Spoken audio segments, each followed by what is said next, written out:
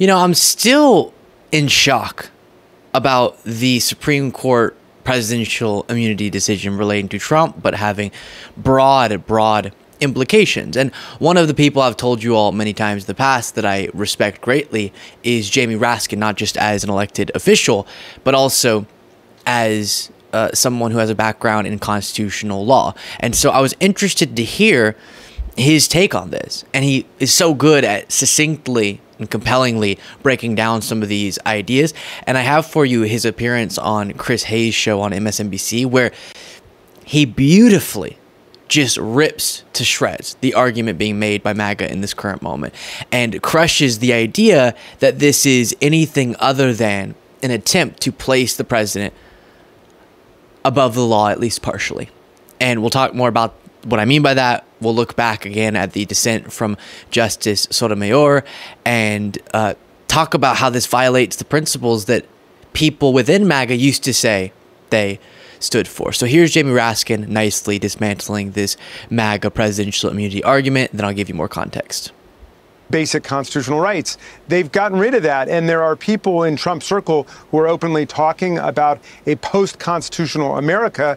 This decision moves us to something much closer to a constitutional monarchy where, the president, they say, within his core powers cannot be questioned and cannot be prosecuted. One of those is the pardon power. And so the immediate question that leaps to mind, especially for a guy like Donald Trump, is can he sell pardons?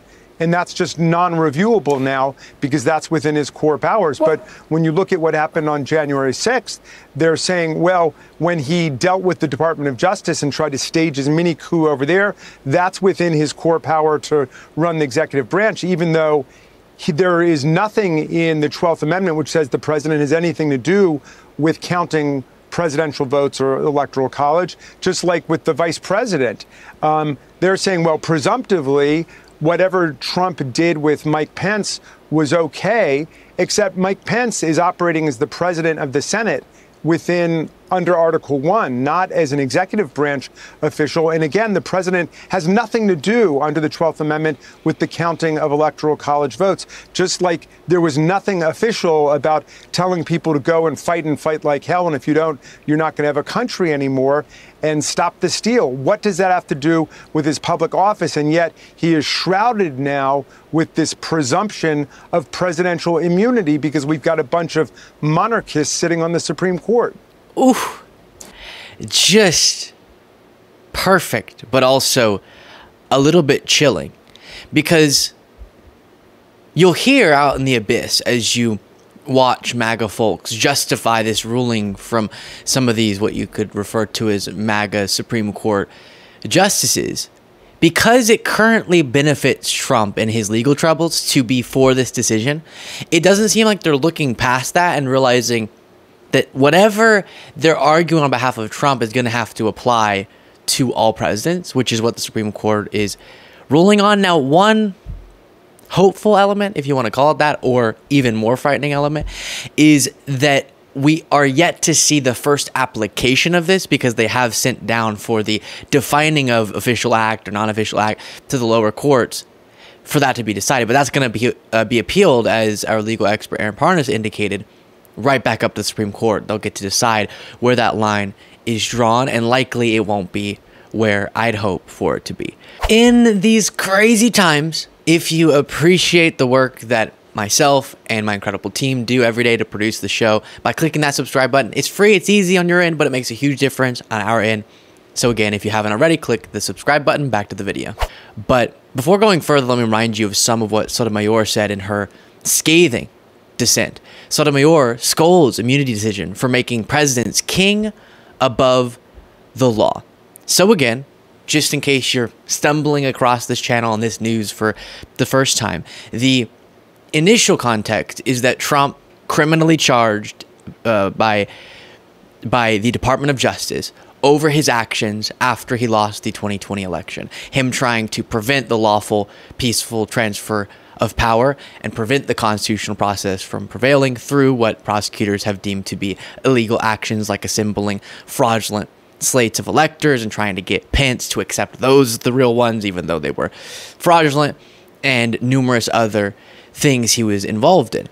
And so then Trump's team brought forward as a legal argument that Trump can't be prosecuted for much of what's in this indictment because he has immunity because he was president when he was doing those things. And that's where this decision ended up coming from. But annoyingly, it was vague enough where we're still going to have to figure out how do we define official act, which is what they say you have absolute immunity for if you're acting in your official powers as president, versus a private act. The distinction being the president directing the military to kill someone is one thing versus the president being at their home and killing a family member or something.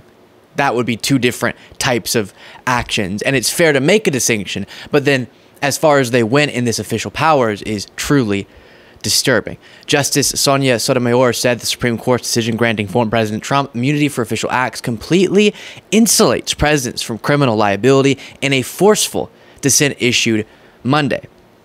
Today's decision to grant former presidents criminal immunity reshapes the institution of the presidency. It makes a mockery of the principle foundational to our Constitution and system of government that no man is above the law. And before reading a little bit more of what she had to say, and this is being reported on by The Hill, the other really concerning element that Aaron Parnas brought to my attention of this ruling is that also evidence of a crime that you got from an official, from actions by a president within their official capacity, if evidence was collected during such actions, then those also can't be brought forward. So then you're thinking, okay, if you're acting as president, directing the military to do something, but in so doing we're violating the law, none of that evidence could be brought forward. That's where the SEAL Team 6 assassinating a political opponent thing has been referenced. And then you also have, when Trump is being president, directing his vice president to do something that violates the law, violates the Constitution. Is that also something that you say official powers? Because he wouldn't be able to direct his vice president like this if it weren't him as the president, not a private citizen, but doing something far outside of what the Constitution gives the power to the president to do, which is the point that Jamie Raskin was making. How could you say that Trump trying to get his vice president to break the law is protected under this ruling, but it seems to be insinuating that? Our Constitution does not shield a foreign president from answering from criminal or treasonous acts. And then she called the majority out for creating a, quote, unjustifiable immunity. Now, again, we've talked a good bit about this, on our own, some with our legal expert, Aaron Parnas, so try not to go through it all again. But I do think another thing to keep in mind is MAGA, and more so what you used to call conservatives, but I don't really know what that means anymore, given that the Republican Party is MAGA now. They used to pride themselves in trying to restrict the power of the government and believing in the idea that no one's above the law. Now you have things like Project 2025 and advocates of that agenda proudly saying we want to give more power to the president. We want to embolden them in their authority, which flies in the face of sort of the limited powers that, again, conservatives used to champion. And also the no one above the law notions going right in the trash. Because if you're saying any time a president's doing something with their official powers, like directing the military, or like, again, they're trying to make this argument, I don't know how they would, but bringing together fraudulent slates of electors, or calling local officials saying, I want you to overturn your election results, or as Raskin said, directing a mob at the Capitol. If you could construe these actions to be something you're doing within your official powers as president, then you are putting them above the law. So far to where liberal justice Sonia Sotomayor is saying this is becoming king status, and monarchists is how Jamie Raskin is describing these Supreme Court justices. And so then the question, I think, is why? In terms of what you may wonder as to why this shift has happened, I don't even think it's just Trump. We do talk a lot about how this weird cult-like dedication to Trump has caused principles to fall by the wayside. Okay, but that's not new. But one thing I think we're seeing, which is sort of the foundation of a lot of Trump's success, and thus would carry over to the future Trump, whatever happens after he's politically relevant, is there is this prevailing wisdom, this belief within the MAGA world, right-wing media, and this right-wing ideology has become more bought into the idea that the left, the radical left, has become both radical enough but also popular enough that they're going to have to start sacrificing democratic principles to continue to hold on to power, which is why we saw Trump do what he did and MAGA was okay with it. But going forward, and this ruling aligns with this, there's this belief that a lot of what they want to see in the country, the power that they want to get and how they want to wield that power, it's no longer something that can be fully attained just through democratic institutions and by playing the game in a fair way, essentially.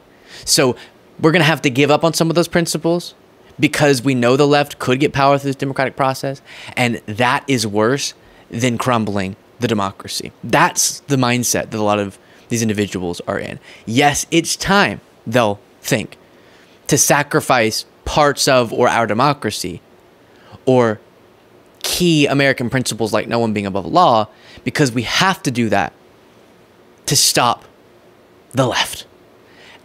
And when you start playing that game, things get really dangerous really fast. My notes are history. You can check history for that one. Let me know what you thought of that in the comments. If you want to get an extra episode of the show daily, you can do so by clicking the join button below.